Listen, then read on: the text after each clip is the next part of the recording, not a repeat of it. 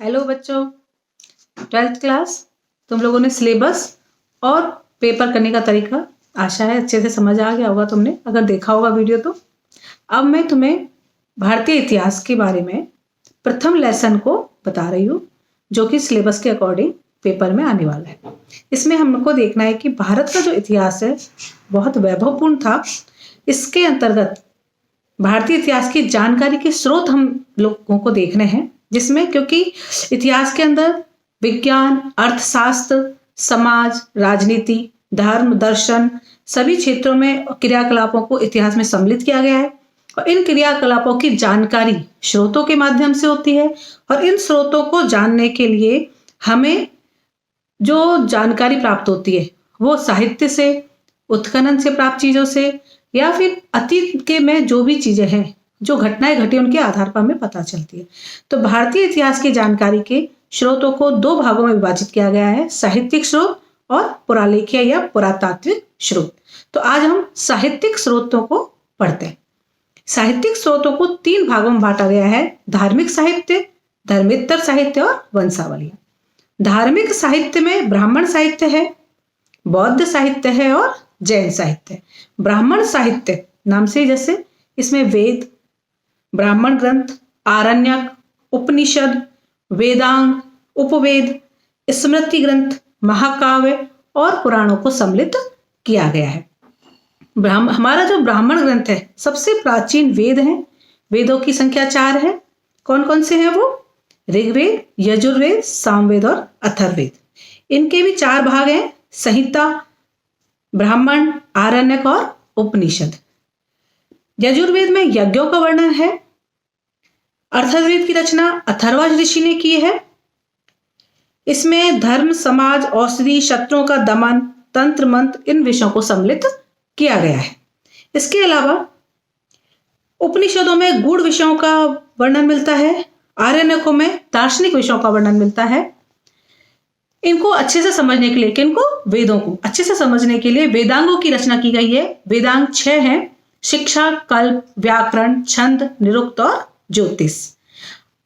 इनमें 4 उपवेद भी हैं: आयुर्वेद, धनुर्वेद, गंधर्ववेद और शिल्पवेद। इनमें चिकित्सा, वास्तुकला, संगीत और सैन्य विज्ञान की हमको जानकारी मिलती है। मनुस्मृति और याज्ञवल्क्य स्मृति 2 स्मृतियां हैं। इसके अलावा महाकाव्य हैं रामायण और महाभारत, जिसमें तत्कालीन समाज की राजनीतिक, सामाजिक, आर्थिक स्थिति की जानकारी हमें प्राप्त होती है।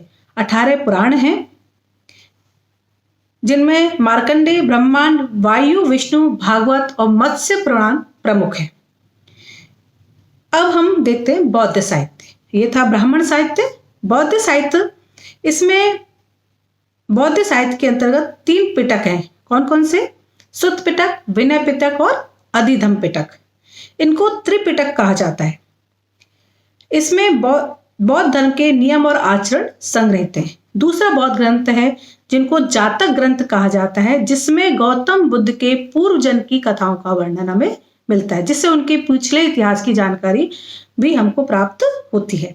इसके अलावा मिलिंद हो, दीपवंश, महावंश, महावस्तु, ललित विस्तार, मंजूश्री कल्प, अश्वघोष द्वारा रचित बुद्ध चरित्र, सौंदर्यानंद काव्य, दिव्यावदान, ये ग्रंथ भी बौद्ध ग्रंथों में सम्मिलित हैं। बौद्ध ग्रंथों की जो भाषा है वो है पाली।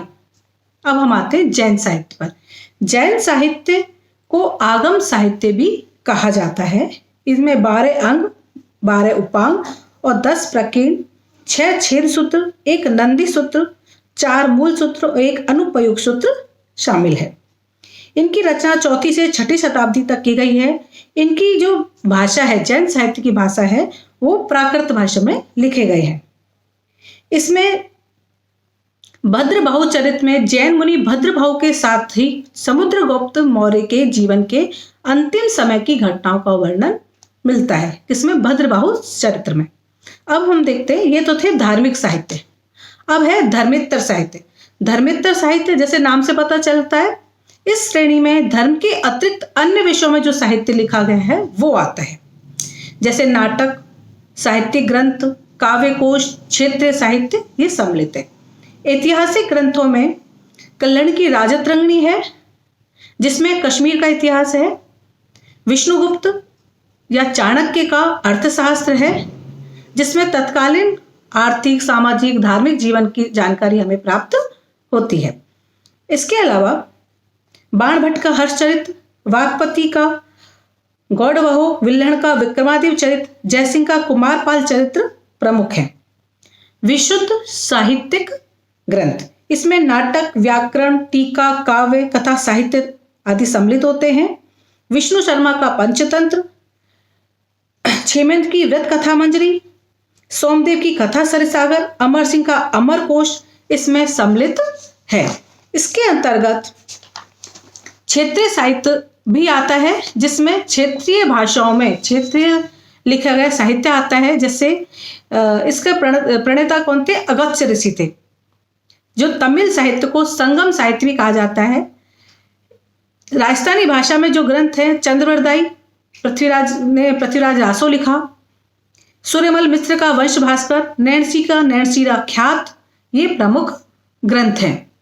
विदेशी विवरण में प्राचीन काल से भारत की सांस्कृतिक और आर्थिक उपलब्धियों का विश्व को आकर्षित किया है। तो बहुत से विदेशी लेखक यहाँ भारत आए, यहाँ शिक्षा ग्रहण की और यहाँ पर उन्होंने पुस्तकें लिखी और यहाँ के बारे में वर्णन किया। इसमें यूनानी साहित्य, चीनी साहित्य और तिब्बती साहित्य प्रमुख हैं। यूनानी साहित्य में टैसिसस, हेरोडोटस, अनिक्रेट्स ये प्रमुख हैं। सर्वाधिक प्रमुख पुस्तक चंद्रगुप्त के दरबार में यूनानी राजदूत मेगास्थनीज द्वारा लिखी गई इंडिका है, जिसमें चंद्रगुप्त के मौर्य काल का संपूर्ण विवरण उसमें मिलता है। टॉलमी का भूगोल, पेरिप्लस ऑफ द इरेथ्रियन सी पुस्तक में भी बंदरगाहों व व्यापारों का विस्तृत विवरण हमें प्राप्त होता है। चीनी विवरण में फाइयान, हिनचांग, इत्सिंग का महत्वपूर्ण है। हिनचांग को यात्रियों का राजकुमार भी कहा जाता है। यह हर्षवर्धन के काल में भारत आया था। इसकी पुस्तक का नाम है सियुकी। तिब्बती वृत्तांत में मसूदी की पुस्तक है meadows of the gold, Sindh का इतिहास चचनामा। अरबी लेखकों में अल बरूनी तारीख हिंद जो पुस्तक लिखी गई है वो बहुत महत्वपूर्ण है। इससे भारतीय समाज व संस्कृति की पूरी जानकारी प्राप्त होती है। वंशावलियां, भारतीय इतिहास में वंशावलियों का बहुत महत्व है।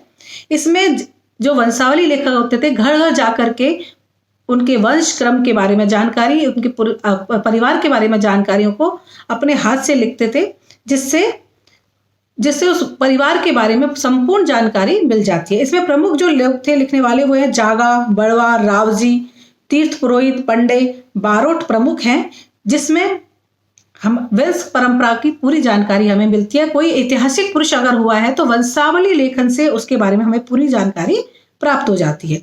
तो वंशावलियों का निम्नलिखित दृष्टि से बहुत महत्वपूर्ण है। जैसे प्रथम है कि भारतीय साक्ष्य अधिनियम 1872 के अनुसार वंशावलियों को न्यायिक तथ्य के रूप में स्वीकार कर लिया गया है। तो वंशावलियों का कितना महत्व है आप समझ गए होंगे। दूसरी बात यह है कि वंशावली लेखकों को लोक इतिहासकार भी हम कह सकते हैं, क्योंकि कई ऐतिहासिक घटनाओं के प्रमाण वंशावलियों से ही मिलते हैं। वंशावली में प्रत्येक जाति व प्रत्येक व्यक्ति के इतिहास का लेखन मिलता है। कहाँ से उनकी शुरुआत हुई, कोई आदर्श पुरुष ऋषि हुआ हो या कोई महान व्यक्ति हुआ हो तो उसके बारे में संपूर्ण जानकारी वंशावलियों में मिल जाती है।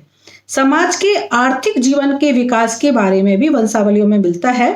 अर्थव्यवस्था, व्यक्ति की यथार्थ स्थिति के बारे में पता चलता है।